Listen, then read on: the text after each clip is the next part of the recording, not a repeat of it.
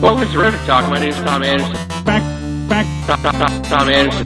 Back to win back the game. Gone. Back, gone. Tom Anderson. Great cash, homie. I feel ready to go another 9 innings. Touchdown. I feel ready to go another 9 innings. Touchdown. Today, I consider myself the luckiest man on the face of the earth. Sound going crazy. Terrific Talk Podcast. Welcome back, Terrific Talk Podcast. Here comes the hose. I'm your host, Tom Anderson. First, behind the bag. It gets through Buckner. Here comes Knight, and the Mets win it.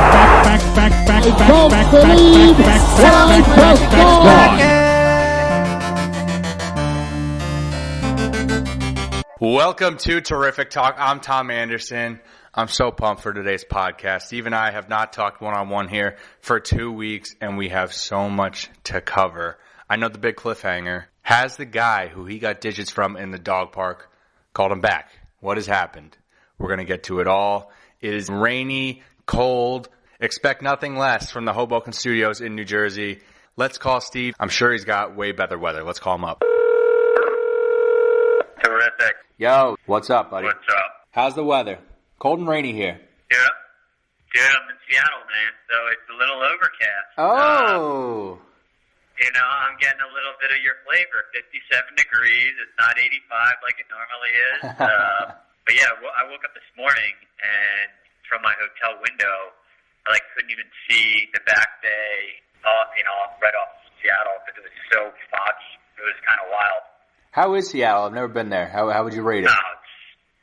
Seattle's great. It's got that. Definitely has a grungy vibe to it, in a good way. It's got some cool character, but it's you kind of have a little. I'm looking to the left now. You have a little European vibe, where kind of houses are stacked up on each other, up the hill, off of the waterfront, out here. But yeah, man, it's a fun town. I've been here now 3 times. Nice.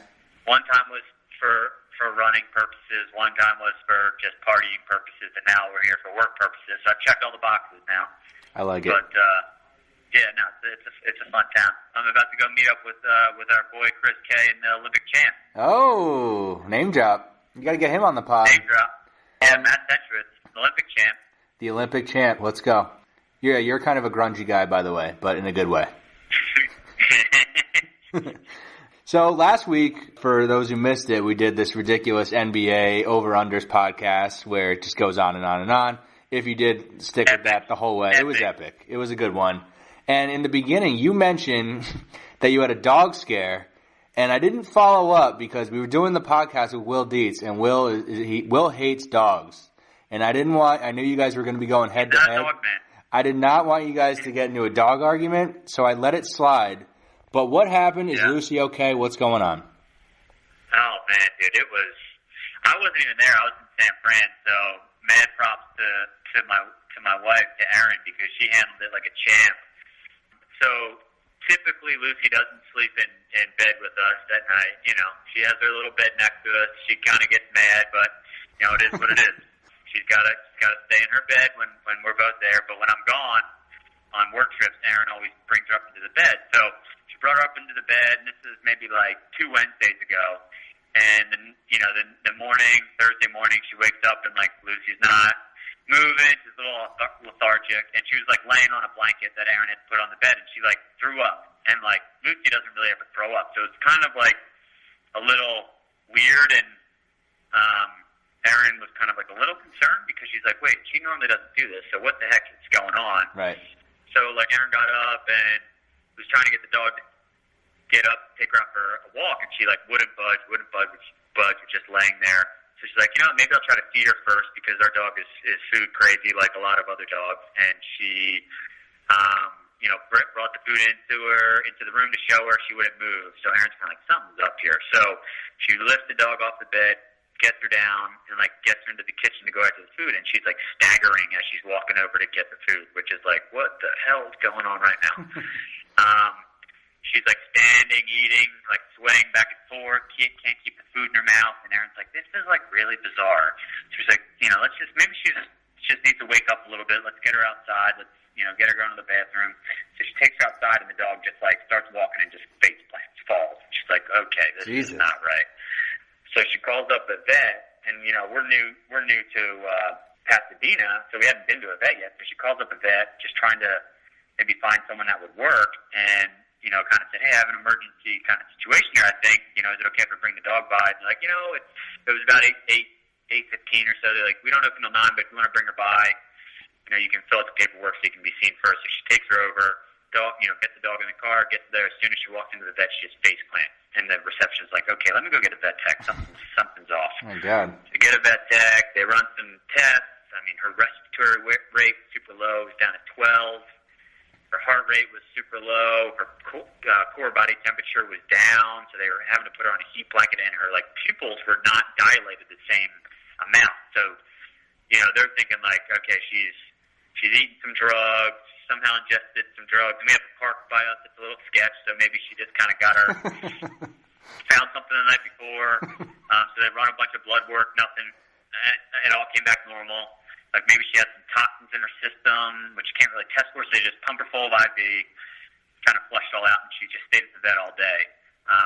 And we ended up keeping her at another vet overnight for observation. So it was just this whole ordeal, and we still don't have resolution as to what happened, because again, it was no drugs or substance that they can test via the blood, and it's hard to test for toxins. So they're kind of like, hey, not to scare you, but she could just have had a mini stroke, or she could have a brain tumor. It could be a neurological episode brought on by something like that. So we're like, oh, wonderful. So we're still to the point where we've taken her back for follow-up. Everything's kind of checked out okay, but we'll just have to kind of keep an eye on her in terms of whether or not we have to, I guess, take her to a specialist at some point. But we're not going to cross that bridge yet.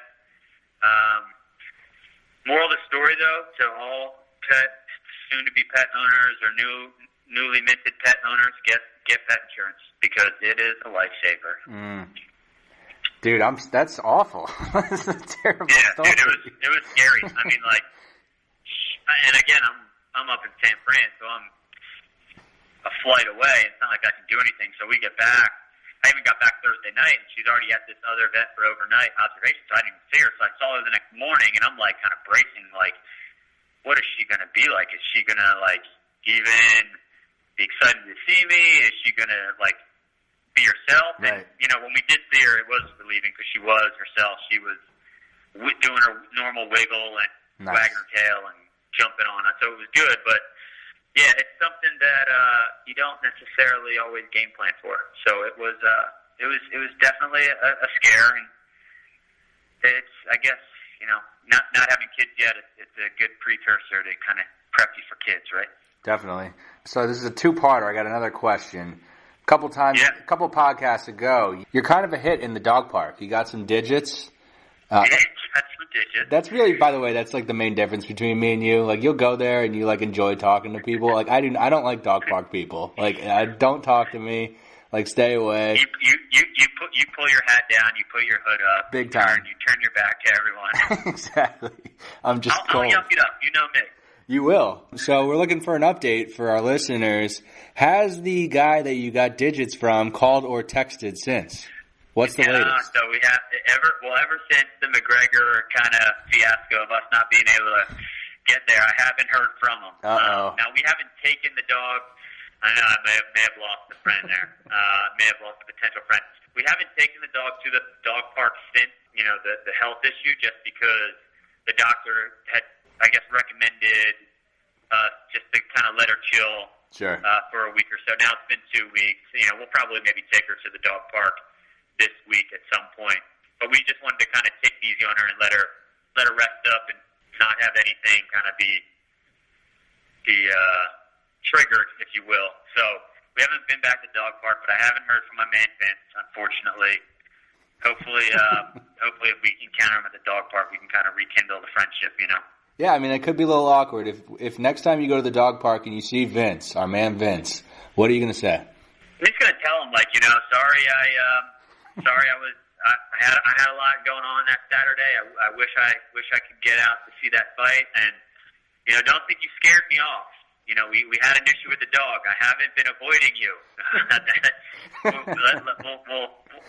I'll put that out there first. You didn't scare me away from the dog park. We will be back. We will make a triumphant return to the dog park off of Orange Grove Boulevard in Pasadena. We will be there. All right. Well, get well to Lucy and Vince. Hang in there. Stay tough.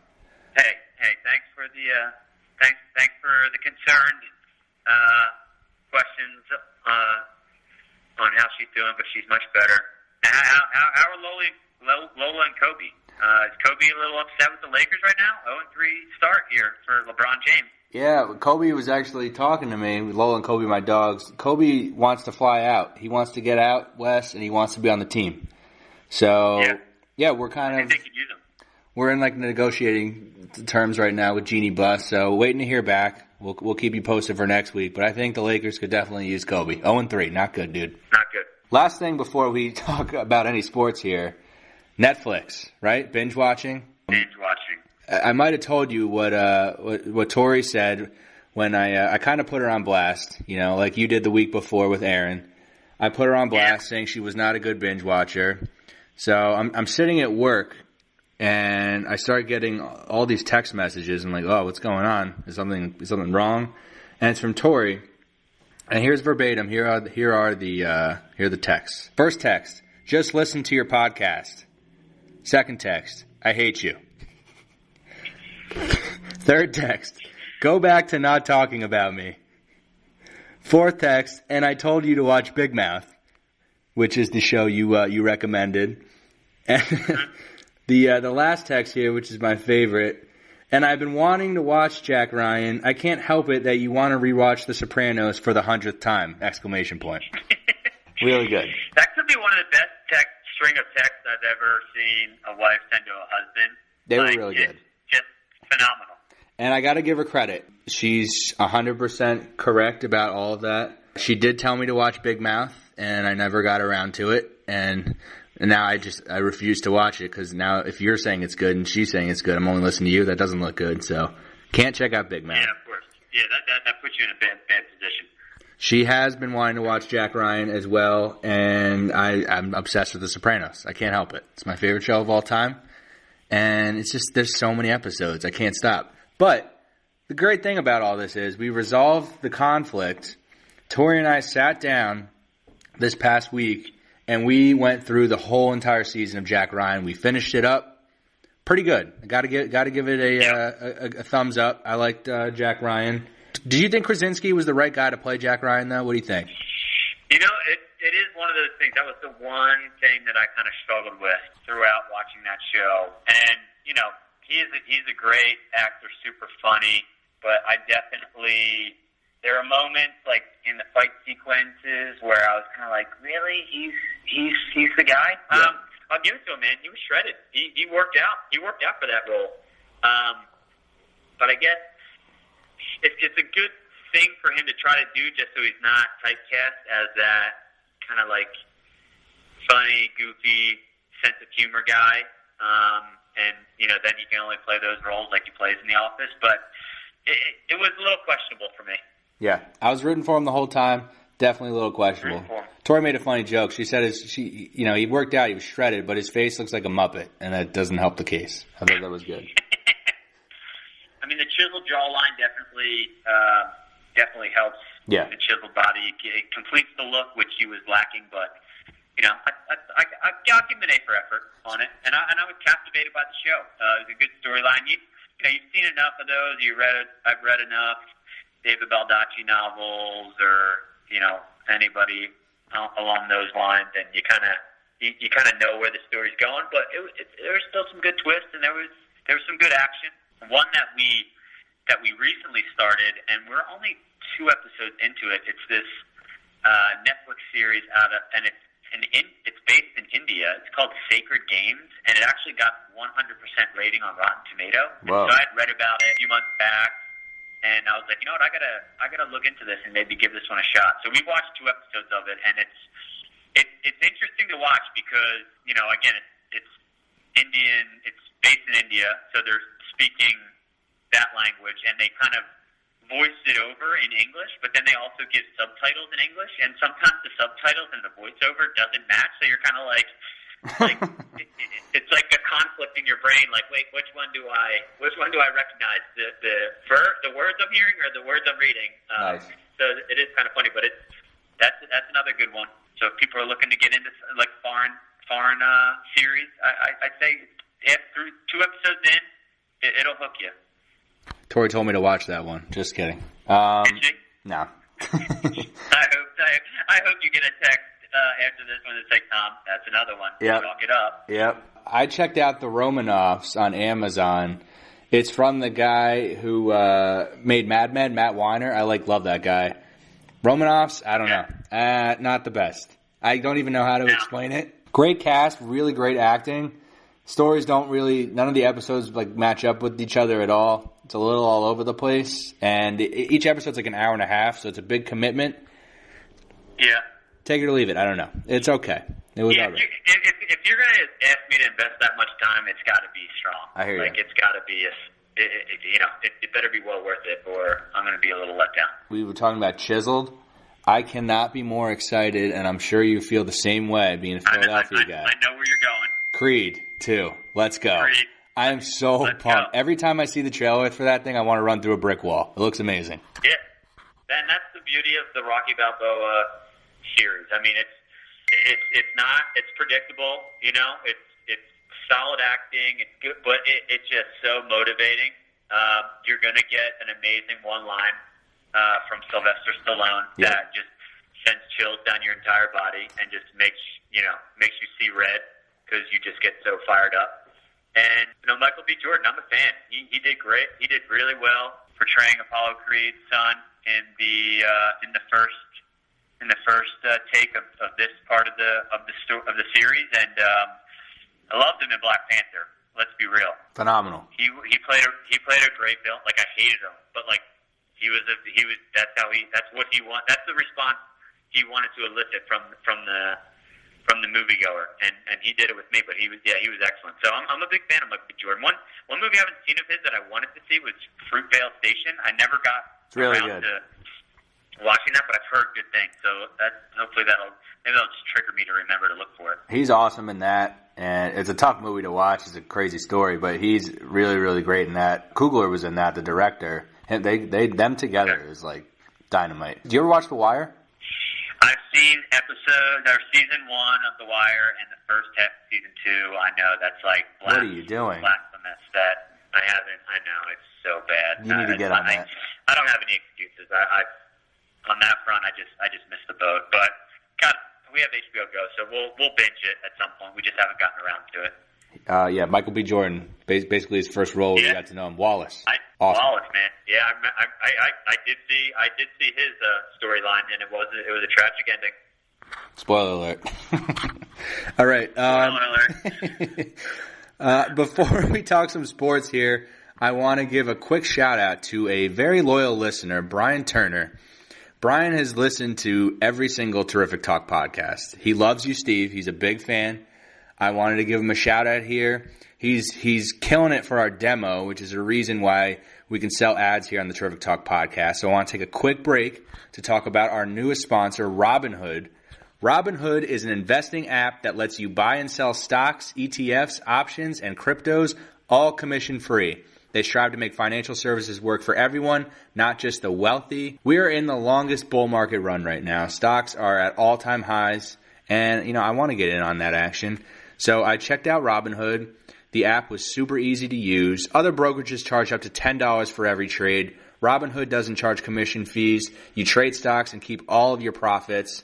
It's easy to understand charts and market data, and you can place a trade in just 4 taps on your smartphone. It's that easy. Robinhood is giving listeners a free stock like Apple, Ford, or Sprint to help build your portfolio today. You just got to go sign up at terrific.robinhood.com. That's terrific.robinhood.com. Go check out Robinhood today. All right, Steve, let's talk some football here. We haven't talked the NFL in a little bit. What are your biggest takeaways from this weekend? The Eagles are a terrible football team. Yeah, they are. Very reactionary, but it's a little disheartening, man. I had a friend last night text me like, dude, you guys just won the championship. Like, relax. But because it was in response to me saying I hate the NFL right now. Nice. And I'm just so disillusioned with football. But, the Eagles now have had 2 games where they've had big leads, big fourth quarter leads, and they've had teams 4th and long, and they've allowed them then to pick up first down, and then that team has subsequently gone on to march down the field and beat them. Yeah. It's been tough. You hear a lot about Super Bowl hangover, this, that, and the other thing. A lot of people kind of trashing. I know I mentioned this before, like the idea of, oh, it's fun. We want it to be fun, and I just think that at some point the team has got to remember that teams aren't just going to roll over and die for you. They were the orchestrators. Now, not all these guys, but the orchestrators of the Miracle of the Meadowlands Part 2, man. Like, it's never over until it's over. That was a tough Sunday. I didn't really watch the rest of any football the rest of the day because that was a soul crusher. I love it. A little bit. I know. I know you love seeing me in pain. This is great to hear. Great to hear. Yeah. Other than that, though, it's the standard thing. The Patriots just get it done. They're back at it. They're going to be the team to beat, like they always are. One team that I'll have to give credit to. I mean, I know that Alex Smith gets ragged on a lot just as being the game manager. He's never going to get the win, but he's been winning some games for those Redskins. And First place. They've got a strong first place Tennessee. They've got a strong defense. They've got a strong offense. If they stay in it, I don't think that they're going to win a Super Bowl, but they could have a decent playoff run. Whoa. You go into FedEx. FedEx Field is a tough place to play. So if they can rattle off maybe like 12-4, get a home game, I can see them winning 1. I love this. You are so negative on the Eagles. Now you're talking 12. Now you're talking 12-4 Redskins. They're winning playoff games. This is phenomenal stuff. Yeah. You are all over the place. Again, I said this earlier in an earlier podcast when I picked the Rams to win. Part of me hopes I jinx them. I hope I'm just jinxing the hell out of the Redskins. At this point, we're a game and a half back. We tend to run. We tend to play the division well. We've gone 6-0 several times in the past couple of years. I think we can do it again, but we've got to kind of take a look at ourselves in the mirror and be like, okay, what team do we want to be? Do we want to be that team that's known as like, oh yeah, just a one hit wonder, or do we want to be the team that has some staying power? So continues to just be crazy offensive performances. So it's fun. It's fun as a spectator to watch football right now. How you feeling after that tough loss last night? I was kind of scratching my head when they went to kick that 56-yarder and when Tavecchia's career long is 53. But man, Dan Quinn, he had some faith, and that was the difference. And it's one of those things. I knew that the Giants were going to march down the field and score a touchdown and get the 2-point conversion. I knew they were going to. Of course.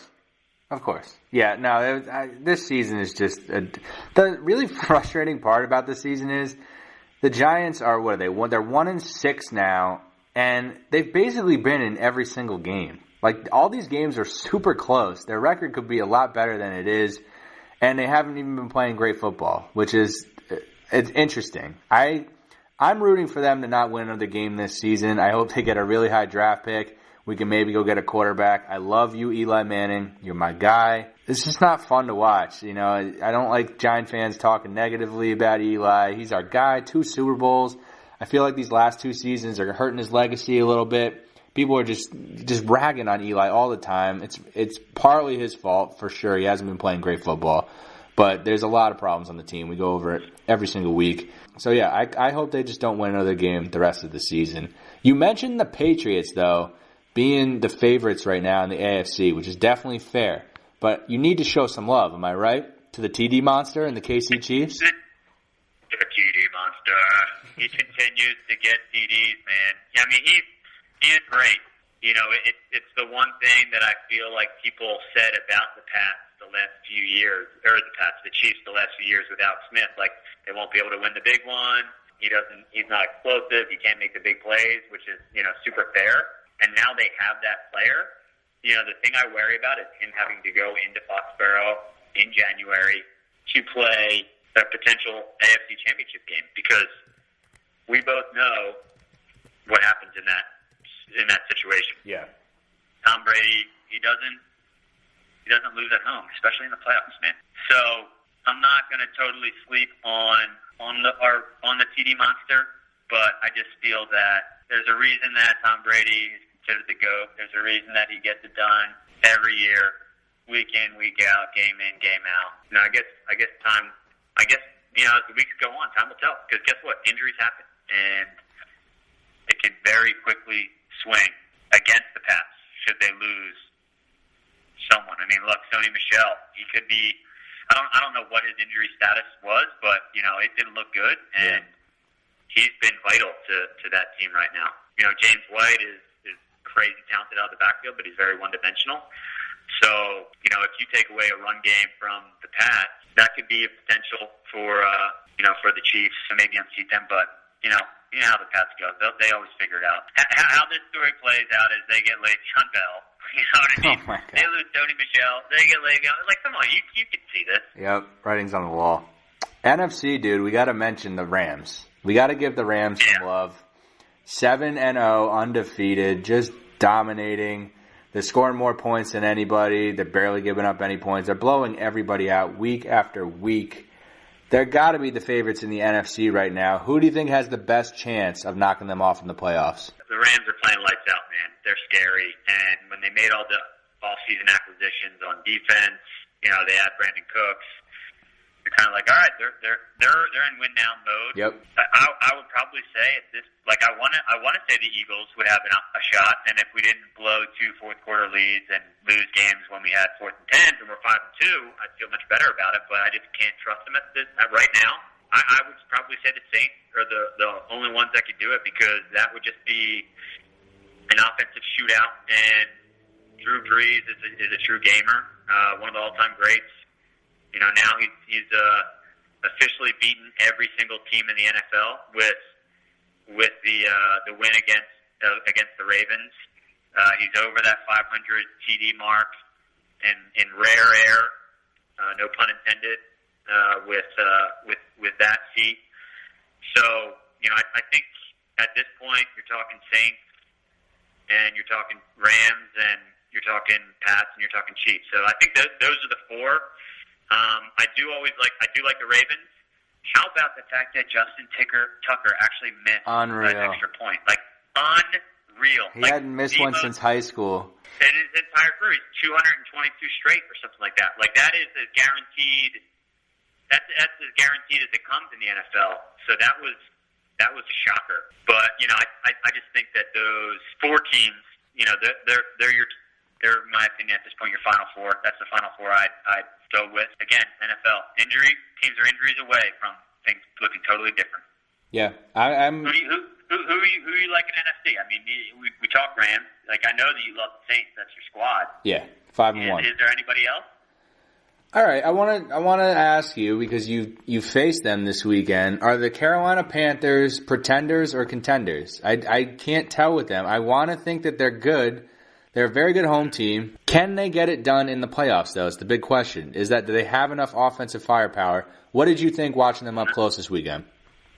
No, I don't think they have enough. Christian McCaffrey scares me. I don't think they even utilized him as much as they could against us, because our defensive front is very good. Our linebackers are solid, but they're not fast, and our defensive backs don't know how to tackle. So, if they could have gotten him in more space in those situations where he's one-on-one with the defensive backs, he probably would have made them look silly. I just don't think that they have enough talent around Cam Newton to get it done. Now, if Cam Newton goes Superman and goes, I'm putting this team on my back, and runs like a madman, and is just crazy threatening to any, he could be crazy threatening to any defense.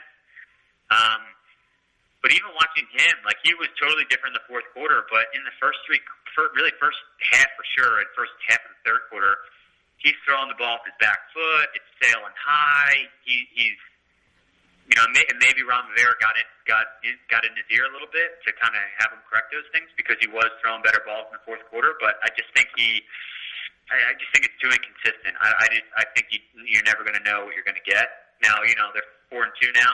They've eked out some solid wins. Those types of wins are wins that bring the team together. So, I guess never say never, but I don't think the Panthers are that threatening. I'm not saying that they wouldn't make the playoffs, but I would actually probably be more scared of the Chicago defense than I would be. Again, I'd be scared of the Panthers. Interesting. Do you think the Panthers have what it takes, or? I think they can compete with a lot of teams. I don't think they're going to get blown out by anybody. But I don't think they can beat the Rams. I don't think they can beat the Saints. But the Saints game is a division game. Those games are always close. But I don't think they're that far off. I just don't know if they have enough offense either. I don't trust them. But I'm keeping an eye on the Panthers because they keep grinding out these close wins. It seems like a close-knit group. You got Riverboat Ron going for it on fourth down. You love to watch that. Keep an eye on the Panthers.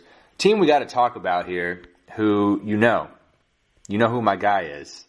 And they've now lost 3 straight. And I saw this last year with the Giants. The offense and the defense. The offense was terrible, and the defense was actually really good. And those guys on defense started just hating the guys on offense. It got into the media. It started getting ugly.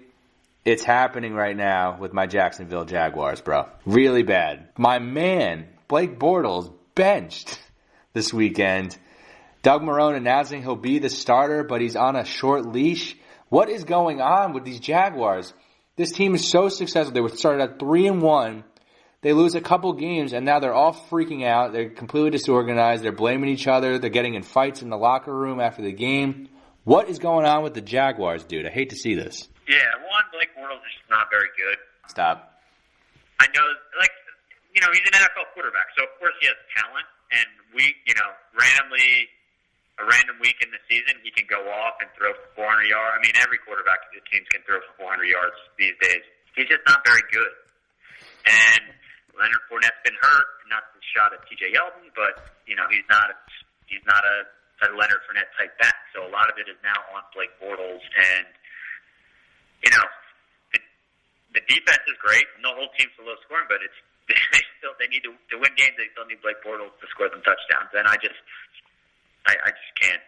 I would not be able to rely on that. I would hate to be a Jaguars fan because they'll always be good because the defense is amazing, but they then just continuously will have to rely on Blake unless they part ways with him, which they very well could. But then what QB can they rely on? Who's Kessler? Was he QBing for them this weekend? Cody Kessler.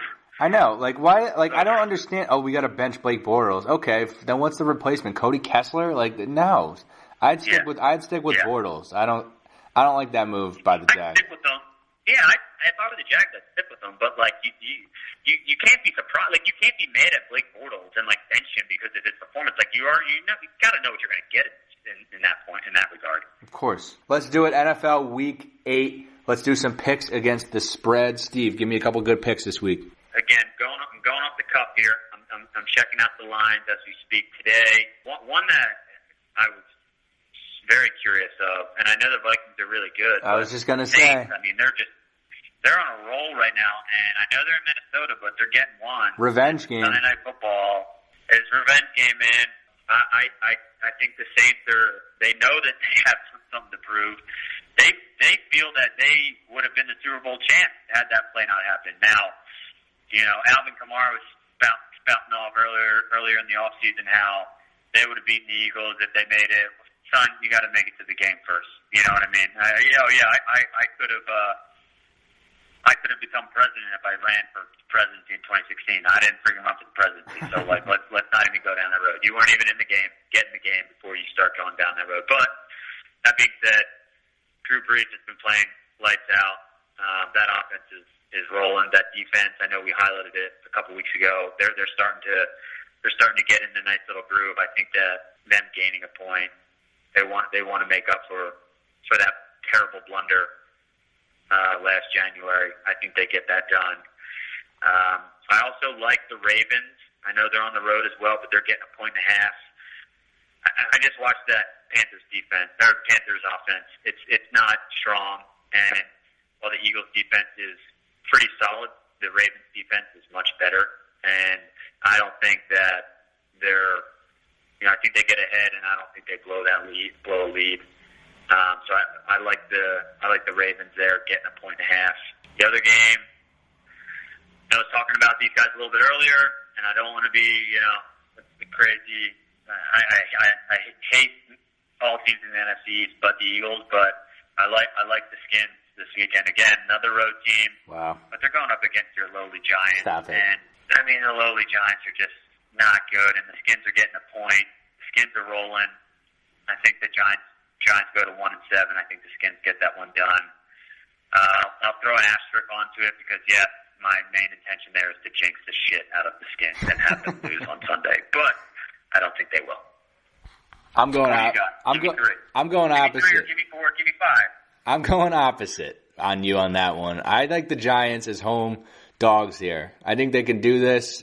When have we ever known Washington to go in on the road and take care of business when they're supposed to? It never happens. It's not going to happen this week. Well, this is what I'll say, though. This is a Kirk Cousins game that the Giants would win by 10. Yeah. Going in as favorites. But you got Alex Smith. He manages games better. He doesn't turn the ball over. He can use his feet when he needs to. He can use his legs when he needs to. But totally fine. If the Giants win, I'm happy. I promise you. I'm not upset about that. We shall see about that one. Next game I'm going to pick. This is an interesting one. The Green Bay Packers are at the Rams. We just got done talking about how amazing the Rams are. They're dominating everybody. The Rams here are favored by 9 points. Seems a little high to me. I'm going to take the Packers in this one. I think the Packers will probably lose this game. The Rams should definitely take care of business, but the Rams are due for a little drawback, I think, and I think Aaron Rodgers can get you, a backdoor touchdown to cover the spread. I'm going to take the Packers at +9 there. I like that. Aaron Rodgers is always going to keep you close. One more. This is an interesting line. I know Houston is playing a lot better. What have they won 4 in a row? Deshaun Watson, who is just killing it. He's not allowed to fly because he's got lung issues from the injury, so he's driving around all over the place. Somehow he's still playing in NFL games. That makes no sense at all to me. Yeah, props to him for. He's got the Madden bus. He got the exactly. Props to him. He's been killing it on a team that offensive line not very good. But at home here, favored by 7.5. I guess this is the Thursday night game. I think that's a little high. Miami, obviously not great, but I think Miami won't get blown out by the Houston Texans in this game. I'm going to take Miami getting the points. I like a lot of the underdogs this week. Call me crazy. The Dolphins have, they had a tipping point a few weeks back where they lost. They got blown out by the Pats. They lost to the who was that? No, they lost to Cincinnati. They were up in the fourth, and then ended up losing by 10. And they had a tough matchup with the Bears down there in South Beach, and the Bears were up. And Albert Wilson, man, speedster. He just went video game status on the Bears defense and was just running for 50-plus yard touchdowns, 75-yard touchdowns, and that I think kind of was a gut check game, and they hung on. I mean, I think that this team could potentially sneak in for a wild card spot. Again, we talked about this earlier when they were undefeated. Like, you cannot rely on Ryan Tannehill. I think you were like, hey, under Ryan Tannehill, they've won 10 of their last 11 games or blah, blah, blah. And I was like, yeah, that probably spanned over 3 seasons. And, look at it again. He's hurt. They've got Brock Osweiler. But, to that point, they're a good offense. I think that they can keep that close. I think while Houston maybe wins, to win that game by 8 or more, I don't know if that'll happen. I think so too, but I definitely would not recommend betting on Brock Osweiler on the road in prime time. It's probably a mistake. Before we go, NBA, we made our big over-unders. Who are you feeling good about so far with your picks? I felt good about the picks I had. I went over with the Lakers. They're 0-3 now, so that one kind of scares me a bit, but it's early. They have a young team that they could get hot. LeBron could get in the zone where they rattle off 12 straight wins, and then they're kind of right back into the swing of things. But feel real good about the Warriors. That's for damn sure. Steph has come into this season guns a-blazing. Yeah, Steph's looked great. The Nets, dude. We went under on them heavy. You didn't, or did you end up going under on the Nets? I went under, and we'll see. It might not be a terrible pick. They're a fun team to watch, though. They've got a lot of young players. Fun team to watch. They're staying in games. They're in all the games, and Karis LeVert is the young Kobe Bryant. He's coming, baby. Look out, NBA. Look out, world. Your boy. Karis LeVert is coming. Tom's getting 2 more Springer Spaniels, and there's one thing that's going to be Karis, and the other's going to be LeVert. Well, that's what we're going to do. When Kobe goes out to L.A., to your land, and plays for the Lakers, Karis LeVert's going to step up, and we might move to Brooklyn. We might have to do it. That's it. See how Lola feels about that one. All right, dude. Good podcast. We did it. Another week in the books. And everybody, thank you for listening to Terrific Talk. Go subscribe on iTunes. Follow me on Twitter, Instagram. The handle is @TerrificTalkTom. And we'll see you next week, all right? Kobe Karis. TTC.